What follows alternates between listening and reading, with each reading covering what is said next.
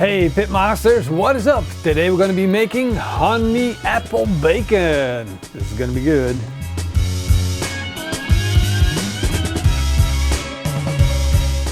Currently I'm cooking some beef ribs on my Kamado Joe Classic, and these are going to take some more time. So why not make some bacon? First we're going to create the mixture that we'll use as a dry brine. I got my bowl. We're going to put in 1 part of salt. And we need enough to cover the whole pork belly. 1/3 part of sugar, 1/3 part of honey, and 1/3 part of apple syrup. Now, you see how easy it is to make tasty bacon. We can also play around with it a little more and sprinkle in a little bit of barbecue rub that we've left over from our beef ribs. 2 tablespoons will be enough. Let's mix that all up. And this is the pork belly that we're going to turn into bacon. I just want to clean off these loose flaps that are hanging around here. That will be of no use. Now let's get half of this paste on top of the pork belly. Let's rub that in. This is so messy. Now I'll put this in a Ziploc bag and put the rest of our dry brine on top. Now I'm going to close the bag and there we go, and rub that paste all over that pork belly. And if it doesn't cover everything straight away, don't worry about it. Once we put it in the fridge and it starts drawing out moisture from that pork belly, it's going to water down, and we're going to flip it around every other day and keep it in the fridge for 7 days, so it's going to work out fine. Pork belly review. What, you don't like reviews? So I guess we'll take it out of the fridge when we're at the new studio and smoke it there. Look at this ugly mess.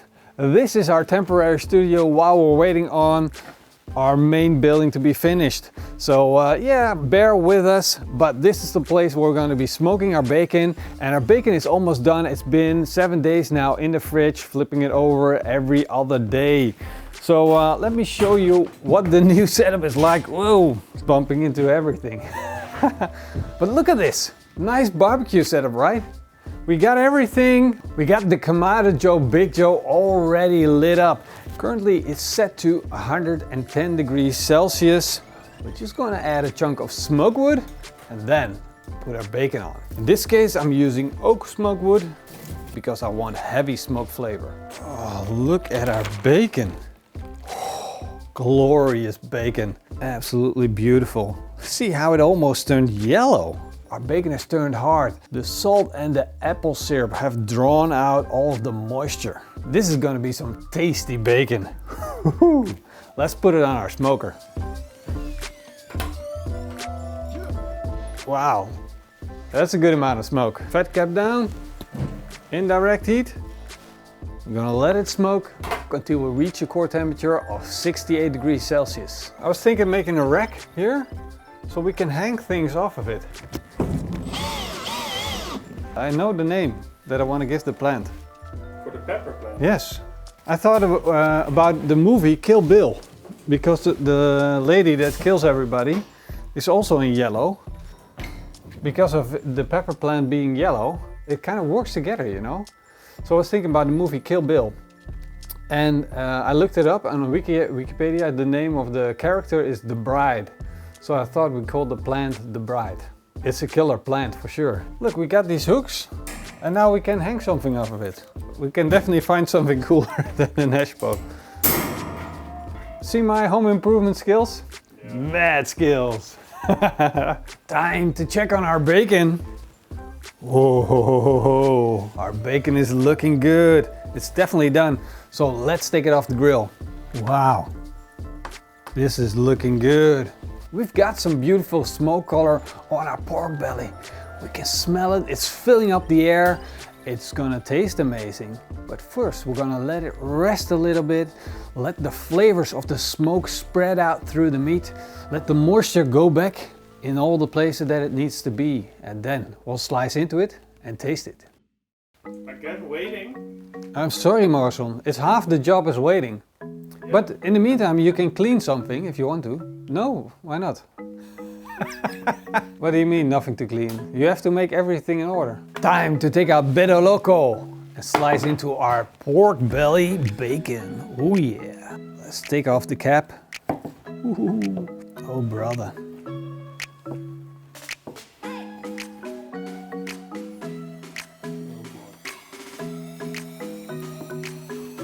This may result into heavy breathing. Be careful. Look at this. A slice of bacon from heaven. Oh, ridiculous. Apple honey bacon. Wow. It has that extra dimension. This tastes so good. Whoa. Before you start drooling on the camera. Oh my god. It's completely different than the Wagyu bacon that we made. There's a certain depth of flavor that you don't get when you just have your pork belly with salt and sugar. This apple syrup, it really works with the bacon. And the honey, this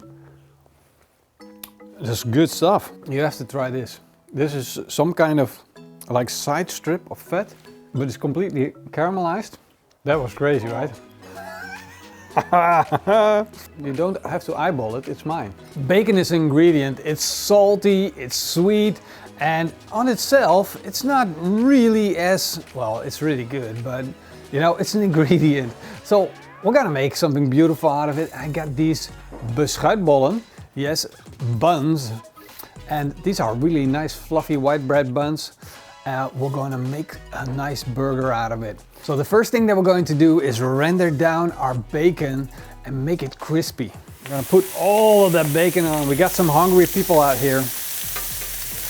We want to be careful that we don't burn our bacon, so when it's getting really hot, we're going to put it over indirect heat. I've got these beautiful fresh pork sausages. We're going to turn these into smashed burgers. Take the sausage meat out of the casing. We'll turn the sausage stuffing into meatballs. Bang! Our balls are done. Time to put them on our grilling surface. We'll put on a little bit of olive oil and on goes our pork stuffing. So of course, I got a little trick to prevent our pork stuffing to stick to our spatula. Put on a little bit of olive oil. There we go. Rub it in. A little push. We are going to take off our bacon, and when our burgers have catch that beautiful Maillard effect, we're taking them off as well. Time to fry some eggs. We're just gonna quickly toast these over indirect heat. Time to build up our buns. I'm going to start with a little bit of green lettuce. Next we'll put on some slices of tomato, some ketchup, our bacon, our smashed sausage burger, and finally our fried egg. It's time to put the cap on. And that is how you put bacon to good use. That is awesome. Now that is a tasty sandwich. Let's see if the bacon does it justice. There we go, arms out. Oh yeah, that bacon. You know, without the bacon, the sandwich wouldn't be anything special.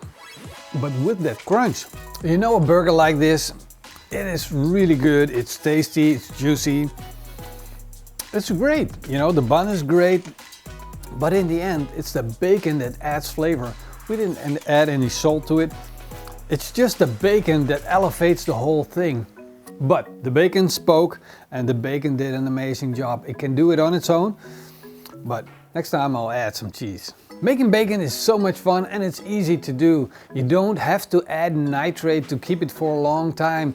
You can slice it in parts, put it in the freezer, maybe in a vacuum bag or something like that. You can keep it for like 3 months or so, up to maybe half a year in the freezer. So why add nitrate? That's something that a butcher would do, and it makes sense for a butcher to do it. But for yourself, don't worry about it. It's great like this. By the way, the bacon will be gone within the week, I promise you. You're gonna eat it yourself or someone's gonna take it from you, like in my case, Morrison did. Thank you very much, Morrison. Taking my bacon every time. Morrison needs to stop that, but I just want to thank you guys for watching. I want to thank the patrons and the YouTube members. You guys freaking rock.